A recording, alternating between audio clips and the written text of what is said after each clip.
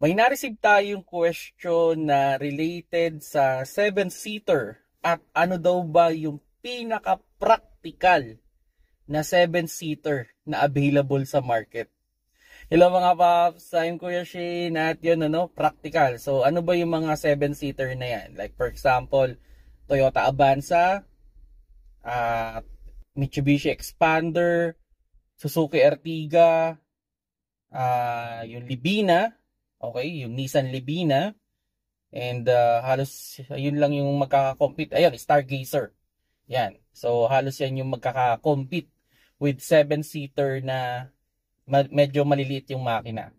Okay, para sa akin pinaka-practical talaga na kotse na available sa 7-seater na mura yung price, madaling i-maintenance, mura yung maintenance, madaling i-repair, maraming parts, I will go for Toyota Avanza. Kasi kung titignan ninyo, doon sa doon sa 5 nabanggit ko na yon, si Toyota Avanza lang ang merong engine na 1.3 and available ang automatic and manual. In terms of price, as far as I know, mababa rin yung presyo ng 1.3 na manual nila. So, kung practicality wise, go for Toyota Avanza. Kasi, yung engine yan at yung transmission, halos yan din yung ginagamit ng Toyota Vios.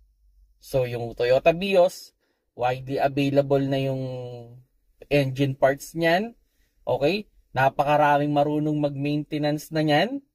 Okay? Napakaraming marunong na mag-repair niyan. And it's already proven the reliability. So, yan yung kung practical wise, kung ang pag-uusapan natin, go for Toyota Avanza. Kasi ako, personally, may pagka-practical din ako pag pumipili ng kotse. And yun nga, I have the Toyota Avanza na 1.3 na automatic. Kasi nga, ang reason ko naman is, usually, 3 lang naman kaming laging bumabiyahe and napaka-rare case naman na mapuno siya. Although may mga instances na napupuno ko naman siya pag may mga friends kaming sumasama, pero usually 3 lang talaga kami. So, kaya I select the 1.3 engine na automatic. So, yun yung sagot ko diyan. Ano yung pinaka-practical? So, nasa inyo na lang kung matic or manual yung ipo-purchase ninyo. Kung nagustuhan niyo yung video, paki-like, pasensya na kung Toyota Avanza yung napili ko.